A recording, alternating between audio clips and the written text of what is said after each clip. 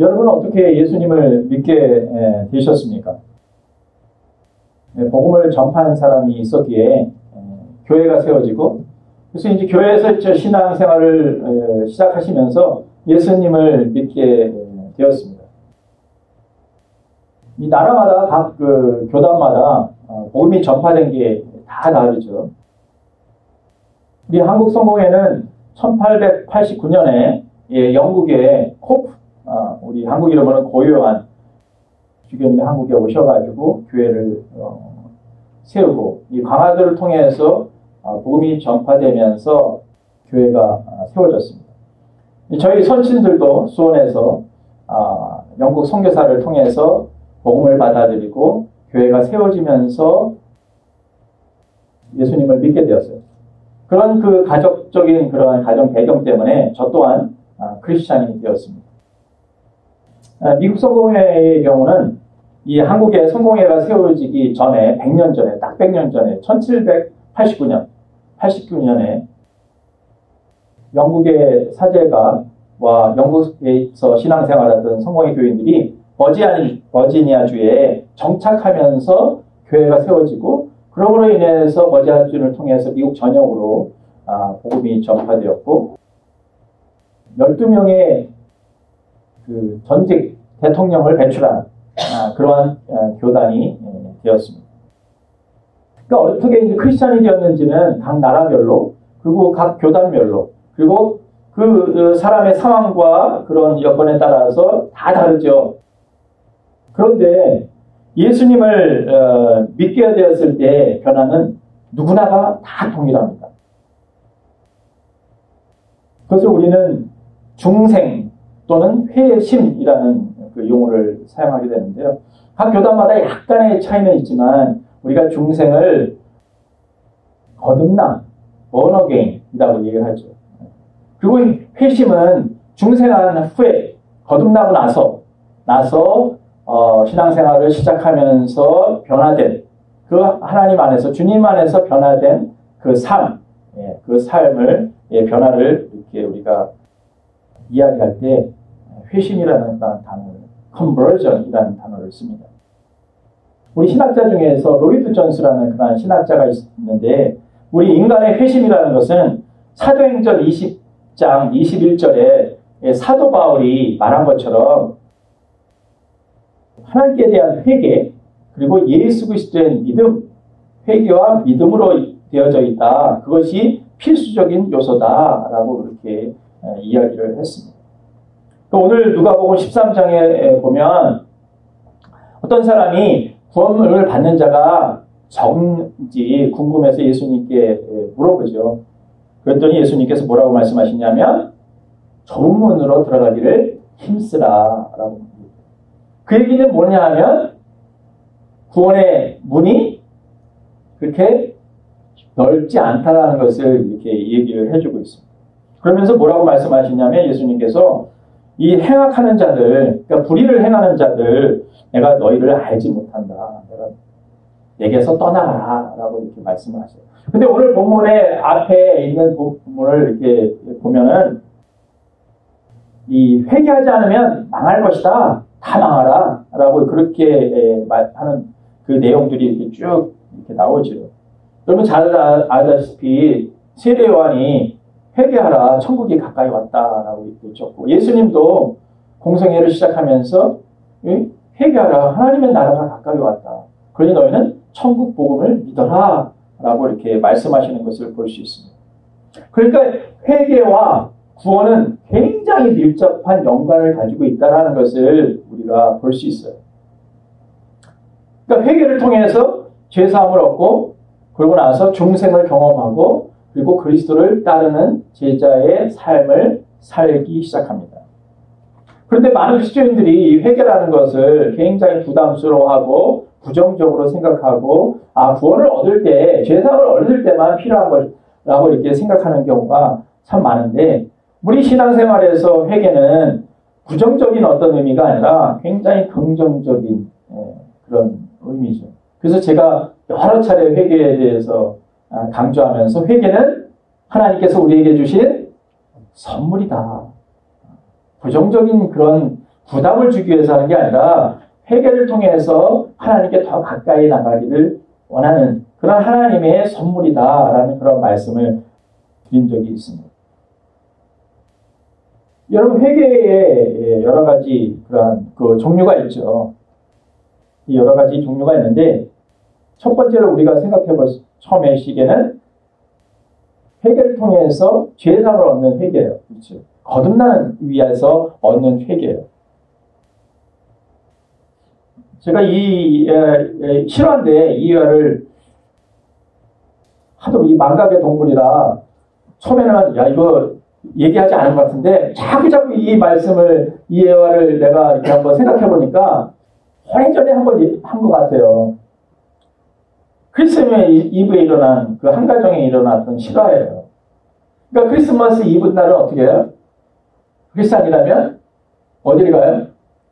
다 교회 가죠. 예, 교회를 가는데 거기에 어머니하고 아이들은 다 교회 갔어요, 이번 날에. 근데 이 아버지는 아빠는 교회 안 가고 혼자 집에 남아서 신문을 열심히 읽고 있었어요. 왜 교회 안 갔냐 하면 어렸을 때는 예수님을 믿었어요. 그래서 교회 학교도 다니고 신앙생활을 했어. 그래가지고 이제 머리가 커진 이제 지식인이 돼서 어른이 되고 보니까 그 예수님을 생각해 보면 약간 그 성경에 있는 것들이 싫어갖고 그래가지고 믿지 못해서 교회 생활을 안 하게 됐어요.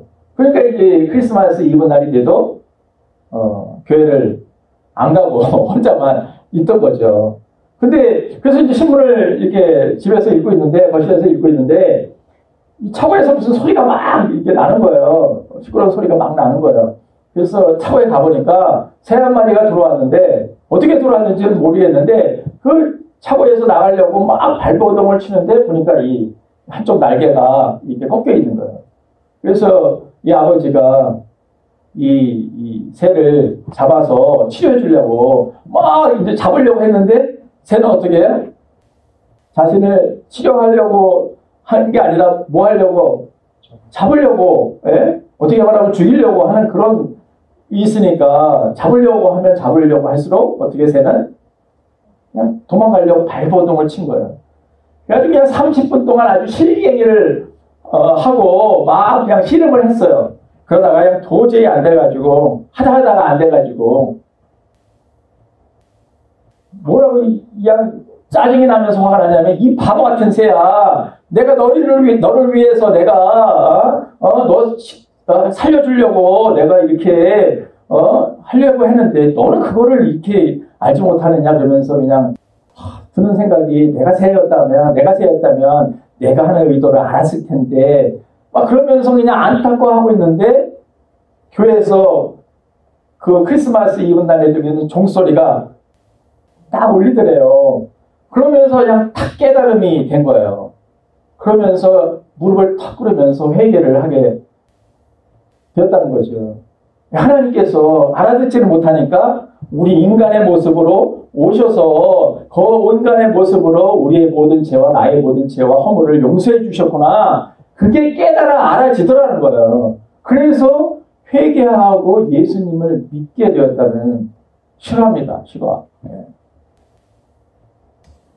이게 두 번째 회개는 이제 거듭남, 본어게인을 위해서 내가 죄인이고 내가 정말 연약한 자고 예수님께서 나의 죄를 위해서 십자가에 죽으셨다는 것을 고백하고 내가 깨달으면 거듭남, 본어게인을 하게 되죠. 근데 두 번째는 이제 본어게인 한 후에 그 후에 크리스찬을 시작하고 크리스찬 생활을 하면서 하게 되는 회개가 있죠. 우리가 예배를 드리면서 우리 기도문에 기도를 올려드렸잖아요. 저는 이 기도문이 너무나도 좋은 기도문이라고 생각을 해요. 참으로 좋은 기도문이라고 생각을 합니다. 우리의 말과 우리의 생각과 우리의 행동으로 모든 죄를 고백하죠. 하나님 앞에 나오면서 거룩함으로 나가기 위해서. 데살로니가전서에 보면 하나님의 뜻은 이것이니 너희의 거룩함이다 라는 말씀이 있어요. 그러니까 레위기 지금 생명의 삶 말씀 묵상을 지금 레위기를 하잖아요. 그럼 레위기에 보면 제사장이 1년에 한 번 하나님께 이스라엘 백성들의 죄를 사함받기 위해서 지성소로 들어가는데 지성소에 들어가기 전에 대제사장이 무엇부터 하죠? 자기의 죄를 속죄죄로 올려요. 자기부터 거룩하게 된 다음에 들어가죠. 그러니까 우리가 이 예수 그리스도를 믿고 나서 신앙생활을 시작하면서 회개하는 것은 우리가 하나님을 대면하기 위해서 거룩한 하나님을 만나기 위해서 우리 또한 거룩한 모습으로 들어가기 위해서 제사장으로 지성소에 들어가서 하나님과 교제하기 위해서 하는 회개죠. 그러니까 이 회개가 얼마나 좋은 회개고 이 회개를 통해서 우리는 하나님을 대면할 수 있는 은혜를 누리게 된다는 거예요. 그러니까 이 회개라는 것은 부정적인 의미에서의 회개가 아니라 굉장히 긍정적으로 하나님 앞에 더 적극적으로 회개해야 한다는 것이죠. 여러분 세 번째 회개는 뭐냐면 내 내면 안에 깊은 내 내면 안에 자리 잡고 있는 쓴뿌리에 대한 회개예요.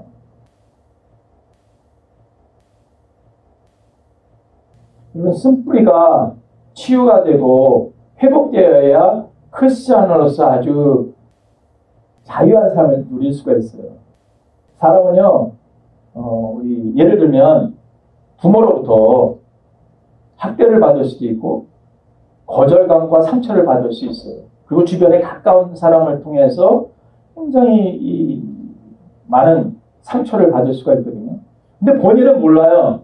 근데 내 내면 안에 그것이 묶임이 되어서 크리스천으로 신앙생활하는데 자유함이 없는 생활을 할 수 있어요. 그렇기 때문에 내 내면 안에 과거에 부모로부터든지 가까운 사람으로부터 받았든지 그런 상처들, 그런 학대라든지 거절감이라든지 이런 수치 같은 그런 모든 것들이 정말 회개함으로 하나님 앞에 나가야 돼요. 용서하지 못하였던 마음들 이런 것들을 하나님 앞에 회개함으로 나가는 그러한 용서함으로 나가는 그러한 시간들이 필요하다는 거죠. 그래야 내가 참된 크리스찬으로 자유한 가운데 신앙생활을 할 수 있다는 거예요. 그리고 네 번째 마지막 회개는 하나님의 나라의 관점에서 하는 회개예요. 이것은 성령의 어떤 능력을 드러내기 위해서 하나님의 사랑으로 하나님의 능력을 드러내고 하나님의 나라에 의한 관점에서 하는 그런 회개입니다. 이건 어떤 회개냐면 하나님께 말씀에 순종하게 하기 위한 회개예요. 하나님의 뜻에 순종하게 하기 위해서 하는 회개. 여러분 하나님의 뜻에 대해서 많이 성경에서 얘기하죠. 이 거룩함도 하나님의 뜻이고 그 다음에 데살로니가전서에서 항상 기뻐하라 쉬지 말고 기도하라 범사에 감사하라 이것은 너희 안에서 예수 그리스도 안에서 너희를 향한 하나님의 뜻이니라 라고 말씀하시죠.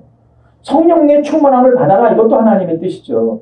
그 예수님께서 주신 세 계명 내가 너희를 사랑한 같이 너희도 사랑하라 이것도 하나님의 뜻이죠. 그 예수님께서 이제 부활 승천하면서 제자들에게 지상명령으로 주신 대위명령 너희는 가서 모든 족속으로 아버지 아들과 성령의 이름으로 세례를 주고 내가 분부한 모든 것을 가르쳐 지키게 하라. 내가 끝날 때까지 너희와 함께 있으리라. 이것도 우리가 예수님을 따르는 사람으로서 따라야 하나님의 뜻인 것이죠. 근데 우리가 그런 뜻에 따라 하나님의 뜻을 알지만 그것을 회개하면서 내가 정말 애통해야 하면서 하나님 앞에 회개하느냐? 그런 것까지도 회개해야 합니까? 그럴 수 있는데 정말 하나님의 나라의 관점에서 하나님의 어떤 능력, 하나님의 그 나라의 관점에서 어떤 능력을 행하고 하나님의 사랑을 행하기 위해서는 그런 회개도 적극적으로 해야 된다는 것입니다. 여러분 회개는요 굉장히 긍정적이고 하나님과 연합되고 하나님과 대면하기 위해서는 그런 회개가 굉장히 우리들에게 필요하다는 사실입니다. 여러분 회개는요 하나님의 관계를 회복시켜줄 뿐만 아니라 유지시켜주고요 또 발전시켜줘요. 그렇기 때문에 우리는 그냥 회복만 자꾸 얘기를 하는데 유지하기 위해서도 필요한 거고요 발전하기 위해서도 필요한 거예요. 하나님의 관계를.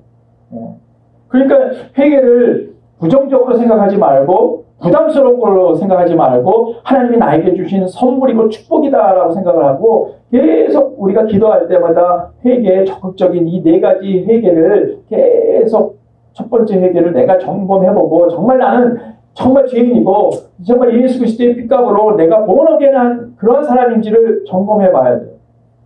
그리고 날마다 예수 그리스도의 피와 성령님의 그 생수의 그 그 물로 씻어야 돼요. 물과 성령으로 계속 씻으면서 거룩한 삶으로 나가야 되고, 내 내면 안에 있는 이 상처와 쓴뿌리들이 정말 나의 삶을, 나의 이 크리스찬의 삶을 제한하고 있지는 않은가 하는 것들을 살펴봐야 하고, 마지막으로 하나님의 나라의 관점에서 하나님의 뜻을 이루고자 하는 그 하나님의 뜻이 이 땅 가운데 이루어지지 않고 있는 것 부분에 대해서 내가 애통해하며 회개하며 하나님 앞에 간절한 마음으로 회개해야 될 줄 믿습니다.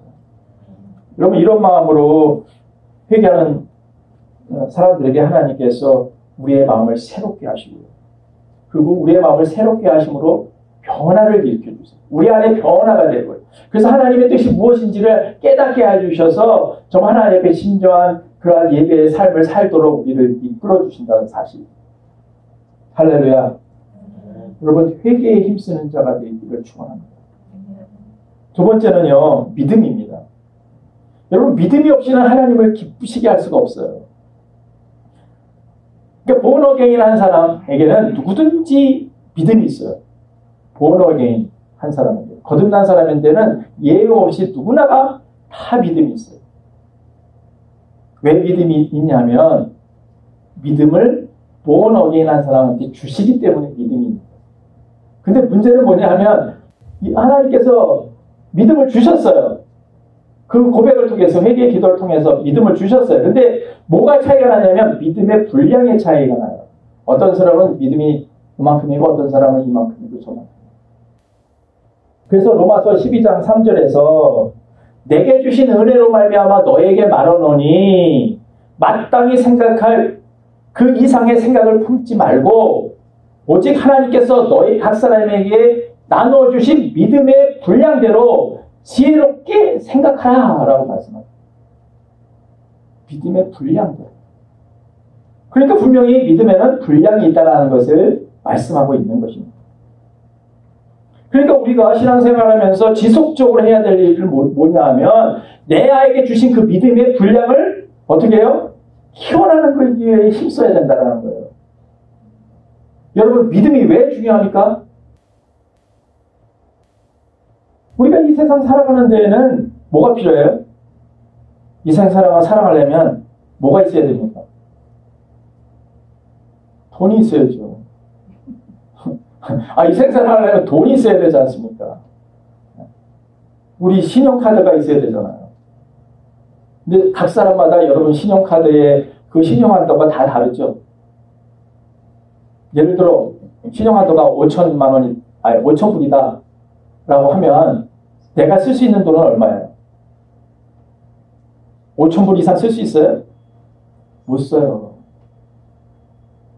이 세상에서 내가 사용할 수 있는 돈의 한도는 5천 불이에요. 이게 왜냐면 이 세상의 원리고 이 사용하는 이 세상을 살아갈 수 있는 통용 수단이기 때문에 이 세상의 나라에서는 근데 하나님의 나라에서는 뭐가 통용 수단이에요? 믿음이에요. 믿음을 통해서 하나님의 나라에서 사는 백성으로 살아갈 수 있다는 거예요. 믿음이 있어야. 그러니까 믿음이 있는 사람들은 어떻게 해요? 불가능한 것도 가능하게 살 수 있고요. 비실제적인 것도 실제적으로 살 수 있고요. 또 보이지 않는 하나님을 믿음을 통해서 보잖아요. 그렇죠? 그래서 마음이 청결한 자는 복이 있나니 저가 하나님을 볼 것이라고 얘기하지 않습니까? 그래서 회개하는 거예요, 사실. 하나님을 보기 위해서. 청결하지 않는 자, 마음이 깨끗하지 않은 자가 하나님을 볼 수가 없어요. 하나님은 거룩하신 분이십니다. 그러니까 우리의 이 믿음, 하나님의 나라에 하나님의 백성으로 살아가는 데에서 내가 그 하나님의 백성으로 살아가는 데 통용되는 그 수단은 뭐냐면 하나님의 일을 역사를 경험하고 그것을 실제 나의 삶에 실제로 활용하기 위해서는 믿음이 있어야 된다는 거죠. 그러니까 믿음이 있어야 되기 때문에 우리들은 어떻게 해요? 믿음이 작으면 그만큼 신앙생활 하는 거예요. 믿음의 분량이 커지면 커진 만큼 하나님의 나라를 누리는 거예요. 이게 하나님 나라에 하나님께서 주신 하나님의 원리라는 거죠.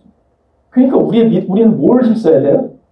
우리 믿음의 분량을 커지기 위해서 힘써야 되는 거예요. 나의 믿음의 분량. 이거는 우리의 책임이에요. 주님께서 마가복음 9장 23절에서 뭐라고 말씀하시냐면 할 수 있거든이 무슨 말이냐? 믿는 자에게는 능치 못함이 없다고 말씀하세요. 주님의 말씀. 사도 바울은 빌립보서 4장 13절에서 뭐라고 얘기하냐면 내게 능력 주신 자 안에서 나는 모든 것을 할 수 있느니라 라고 선포합니다.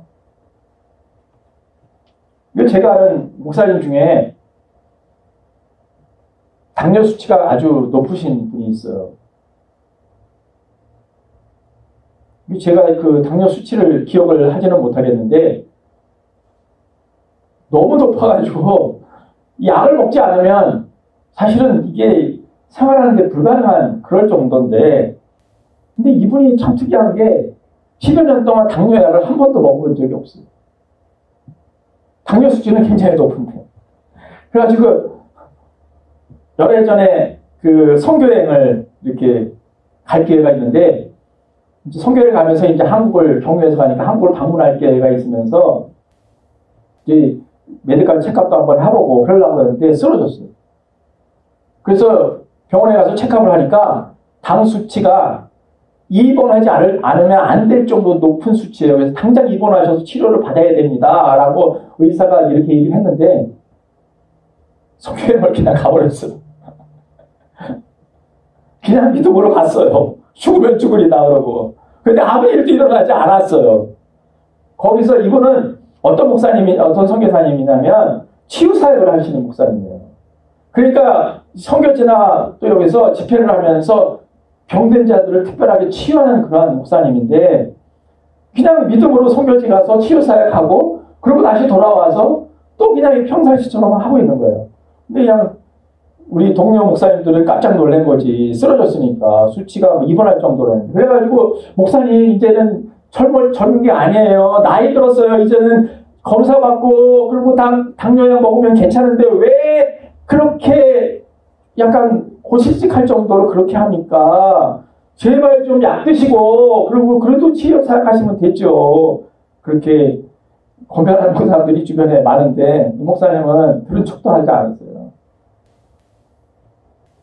제가 치유사역을 하는 목사인데 내가 예수 그리스도를 믿는 믿음으로 역사하면 여러분의 병이 낫습니다 라고 치유하면서 사역하는 목사인데 정작 나의 병은 내가 하나님 앞에 기도함으로 치유받지 못한다면 내가 어떻게 정말 믿음의 사람으로서 치유사역을 감당하는 목사라고 할 수 있겠습니까?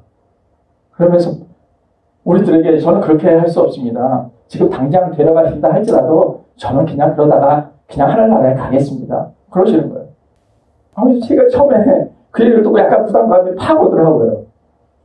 그래도 속으로는 말을 못하고 있고 속으로는 당뇨약을 좀 드시고 그래도 하셔도 되실 텐데 굳이 저렇게까지 하셔야 되나 그런 마음이 있었어요.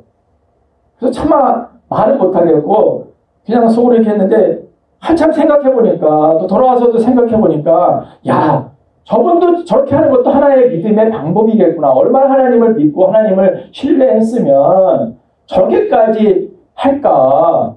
당뇨로 인해서 뭐 부작용이 나가고 이렇게 할 수 있는데 그때마다 자기는 하나님 앞에 기도하면서 하나님 제가 하나님의 그 믿음으로 행하는 치유 목사입니다. 제가 나의 병도 하나님 앞에 믿음으로 행하지 못한다면 제가 믿음의 사람이겠습니까? 제가 어떻게 사람들한테 예수님을 믿고 믿으면 치유대 받고 회복될 거라고 내가 선포할 수 있겠습니까? 저는 그렇게는 못합니다.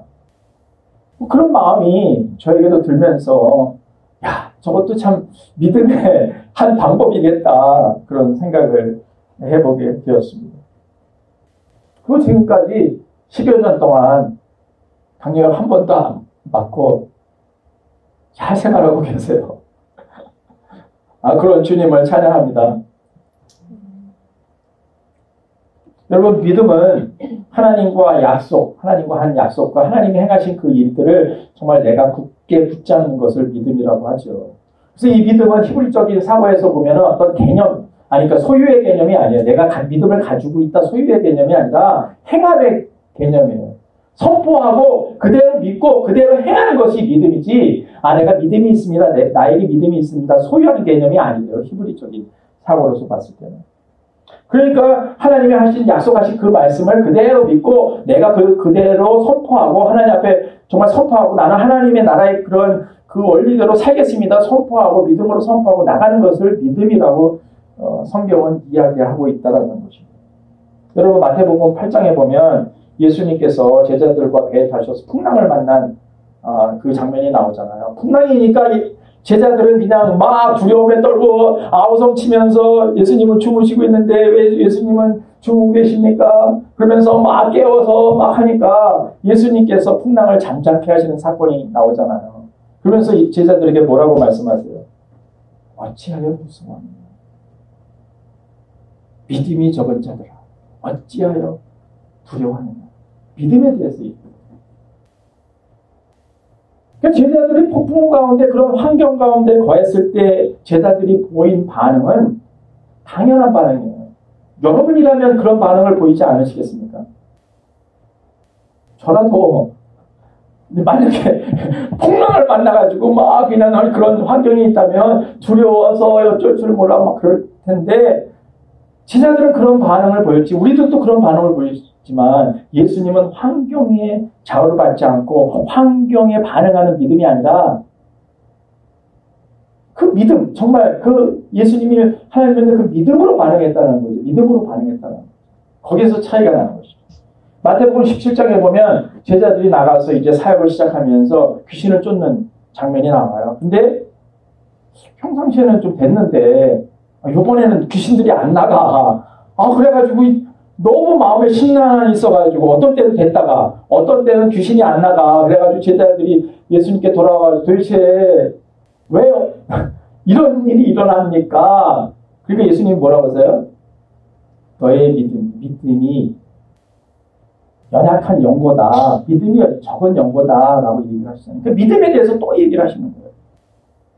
여러분 창세기 22장 지난 주일에도 말씀을 드렸는데 아브라함이 이삭을 100세 때 낳은 자식을 번제로 하나님께 드리라고 했잖아요. 하나님께서. 그러니까 아브라함이 이삭을 실제로 번제로 드리죠. 예, 번제로 실제로 드리려고 해요. 그때 하나님께서 뭐라고 말씀하세요? 네 아들 독자까지 네가 아끼지 아니하였은즉 이제야 내가 너희가 나를 경외하는지를 아노라 라고 말씀하시잖아요. 그렇죠? 그러니까 이 아브라함 하나님을 믿는 정말 전인격적이고 아버지 하나님을 믿는 그 믿음, 그 아브라함의 믿음, 그 믿음을 보신 것이죠. 그래서 우리가 믿음의 조상을 아브라함이라고 하는 이유가 있고요. 그러니까 그 아브라함이 이삭을 바쳤을 때 그 믿음은 사실은 처음에 갈대아 우르를 떠났을 때 그때 12장에서 있을 때 아브라함 믿음하고는 22장 10장이 지나고 나서 엄청난 그 믿음의 분량의 차이가 있는 것을 볼 수가 있어요.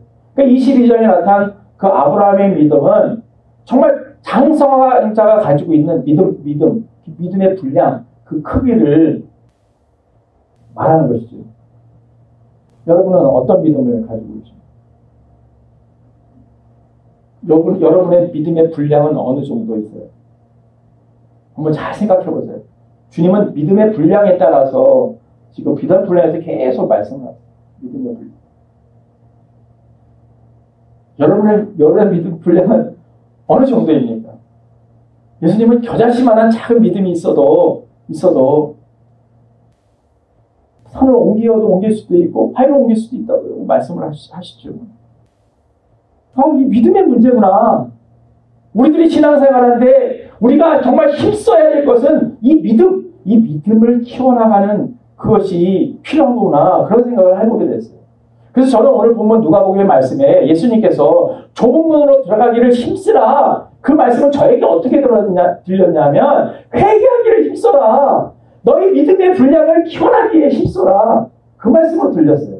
그래서 제가 설교를 준비하면서 이 말씀을 나누고자 한 거예요. 사랑하는 교회 여러분, 회개하기를 힘쓰십시오. 여러분 믿음의 분량을 키워나기를 힘쓰십시오. 여러분 하나님의 나라에서 우리의 믿음을 사용하면, 믿음을 선포하면, 말씀에 따라서 선포하고 그 말씀이 이루어질 줄 믿고 그렇게 행동하면 우리는 보이지 않는 하나님을 볼 수도 있고 비실제적인 것을 실제적으로 느낄 수도 있고 불가능한 것도 가능하도록, 그러니까 치유 역사가 일어나는 거죠. 우리 과학적으로 설명되지 않은 많은 일들이 일어나는 거죠. 그 목사님처럼 당뇨 먹어야 돼요, 약을. 근데 믿음이 있는 사람은 그걸 포기하는 거고 믿음이 없는 사람은 약을 먹으면서 사는 거예요.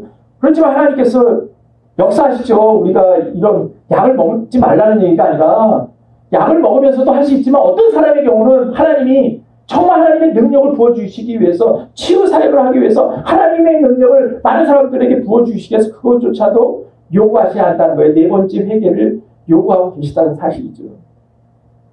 그래서 저도 많이 그 믿음에 대해서 생각을 해보게 되었습니다. 회개하기를 힘쓰고 믿음의 분량을 키워나기를 힘쓰는 우리 모두가 되기를 예수님으로 축원합니다. 그러면 우리는 하나님의 사람으로 하나님의 능력을 드러내며 하나님의 영광을 드러내며 많은 사람들에게 정말 하나님의 그 충만함을 흘려보내는 복의 통로로 하나님 우리를 사용하게 되실 것입니다. 기도합니다. 좁은 문으로 들어가기를 힘쓰라고 말씀하신 주님. 근데 참 회개는 우리에게 힘든 것이고 어려운 것으로 생각이 듭니다. 부정적인 것으로 생각이 들지만 우리가 성경의 말씀을 보면 회개라는 말씀이 얼마나 많은지, 거룩함으로 나가라는 말씀이 얼마나 많은지 그 말씀을 발견하게 됩니다. 왜냐하면 거룩함으로 나가야만 하나님을 대변할 수 있기 때문에 그래요.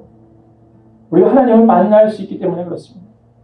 하나님을 만나지 못하고 하나님을 대면하지 못하는 것은 우리 안에 가로막힌 그 담이 있기 때문에 그렇습니다. 그것을 우리는 적극적이고 또 긍정적인 마음으로 회개해야 될 줄입니다. 또 우리에게 믿음을 요구하시죠. 믿음은 하나님의 백성으로 이 땅 가운데 살아가는 통용 수단입니다. 믿음이 있어야만 하나님을 기쁘게 하시고 믿음이 있어야만 보이지 않는 하나님을 볼 수 있고 믿음이 있어야만 하나님을 기쁘게 하시고 믿음이 있어야만 비실제적인 것을 실제적으로 경험할 수 있습니다. 하나님의 역사를 경험할 수 있습니다. 우리의 연약한 이 믿음 또 하나님께서 축복하여 주셔서 믿음의 이 분량을 더 자라나고 더 키우기를 하나님이 원하십니다. 그래서 하나님 안에 있는 그 나라에서 누리고 난 큰 축복을 누리며 이 땅 가운데 살아가는 그 은혜를 하나님 우리에게 부어주시기를 원합니다. 하나님 우리의 믿음을 잘 아시죠. 우리의 이 작은 믿음 때로 실족하고 때로 그 믿음 때문에 없음으로 인해서 이 세상 가운데 있는 그 세상의 원리와 하나님을 나라로 백성으로 살아가는 원리 가운데 갈등하고 고민하고 때로는 좌절하고 넘어지는 우리의 연약한 믿음을 아십니다. 왜 주님이 모르시겠어요? 그러나 주님은 한 번도 그 믿음을 책망하지 아니하시고 우리를 격려하시고 그 믿음을 키우라고 말씀하십니다. 내가 여러 가지 방법으로 여러 가지 상황 가운데 기회를 줄 때마다 믿음으로 반응하라고, 말씀으로 선포해보라고, 말씀으로 선포할 뿐만 아니라 그대로 한번 순종해보라고. 그러면 그 믿음의 역사를 경험하게 될 거고 나를 신뢰하게 될 거예요. 주님은 우리에게 그것을 약속하고 계십니다. 우리가 그것을 믿지 못하기 때문이고 그것을 실행하지 못하기 때문에 그것을 하나님의 말씀으로 선포하지 못하기 때문이라는 것을 알게 하셔서 이 시간 지금 회개하며 기도했으면 좋겠습니다. 하나님 이 네 가지의 회개를 늘 기억하게 하시고 하나님 정말 이 믿음의 분량을 키워나가는 데 힘쓰므로 정말 하나님 우리에게 주시고는 그 풍성함을 아버지 하나님 그 충만함을 흘려보내는 통로로 하나님 사용하게 하여 주옵소서. 우리 함께 기도하겠습니다. 기도합니다. 주님